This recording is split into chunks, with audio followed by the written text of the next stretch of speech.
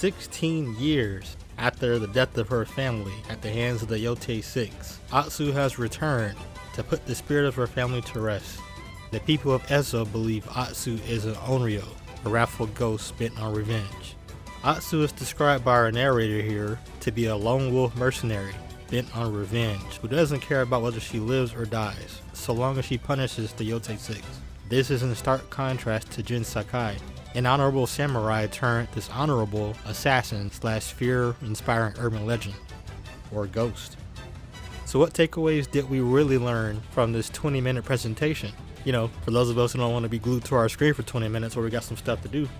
Here are 5 major takeaways I noticed in this state of play. The combat system we know and love from Ghost of Tsushima has been completely overhauled and reworked.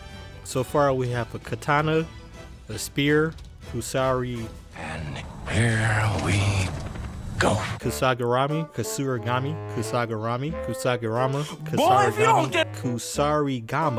I cannot get that right. And Odachi and dual swords have all been confirmed as the main types of weapons you'll be fighting with in this game.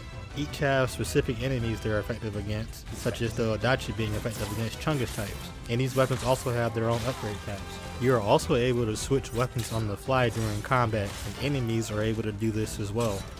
If you're not careful, you can be disarmed by enemies if you get hit by a powerful attack, such as this attack here with the yellow warning icon.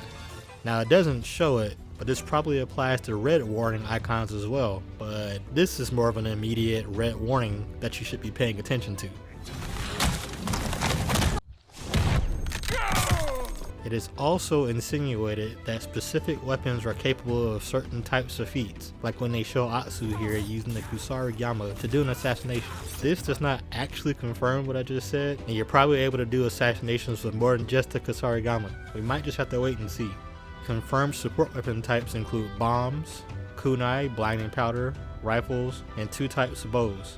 The narrator specifically says Atsu has an arsenal of weapon types, so there may also be hidden weapon types that we just don't know about yet. And I like that. Don't play your whole hand and let us F around and find out too. Also, what they don't show you in this trailer is that the Way of the Flame is also returning, as seen in the original Ghost of Yotei trailer. Unknown at this time whether we can wield it as well, but come on now. Allies that you meet in game can also help you fight, including this wolf companion, who can also attack with Atsu in standoff encounters. Unfortunately, I didn't see any mention by word or by visual aid that they added any way to make loadouts. This is one of my biggest gripes with Ghost of Tsushima. Hopefully that was just something they chose not to talk about in this state of play. Don't know why they wouldn't bring that up, but hey, one can hope, right? The state of play gives a pretty hefty time slot devoted to what you can do at your camp. The narrator says you can manage your upgrades here, manage resources, play songs, rest, and you can do a whole lot more. And that whole lot more is actually a game changer. Now they conveniently don't say what this does in this state of play, but cooking a meal at camp probably gives you random stat boosts or unknown advantage out in combat. You also have a wolf pack made up of characters you meet in game ranging from vendors, weapon masters, and other allies. Important characters will also come to you at camp, so you don't have to leave where you are and stop exploring to go do upgrades, talk to NPCs, etc. Using the Wolfpack menu, you can keep track of important in-game events, like when vendors have unique sales, or if a master has a weapon skill for you to learn. Now our narrator here doesn't specifically say this, but I'm assuming NPCs could come to you as well with side quests, or probably tell you about some enemies nearby that you need to go and deal with. In Ghost of Yotei, we will have the freedom to explore Atsu's past at the push of a button. The narrator doesn't really talk about this for more than a few moments before moving on, so that makes me believe there's a massive pile of content in Atsu's past that's just waiting for us to discover.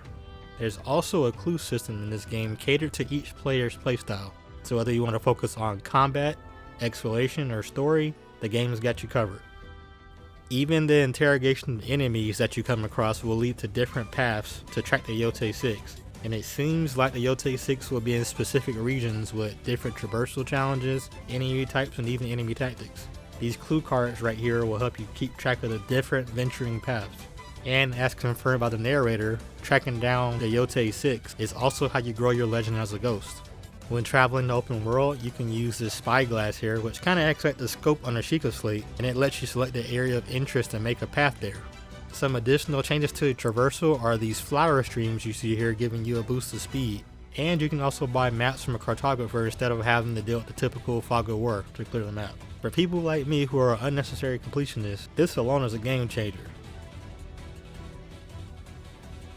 Ghost of Yotei also brings back the beloved Kurosawa mode for those of you out there who like old school samurai movies in black and white. But this time, not only is there black and white, there's also added film grain, an audio filter, and increased wind speed with the Kurosawa mode. And besides that mode, there's also the B-K mode and the Watanabe mode. With the B-K mode, zooming the camera in way closer and giving you a more visceral experience with blood and mud flying everywhere.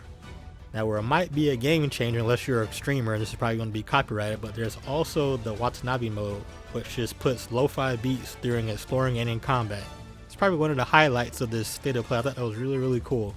Hopefully it's not copyrighted. Turn this mode on to listen to some original lo-fi tracks directed by Watanabe himself.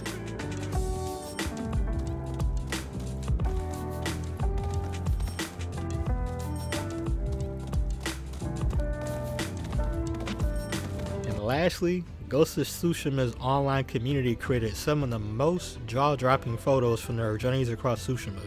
Photo mode returns in Ghost of Yotei, and it's back with a vengeance.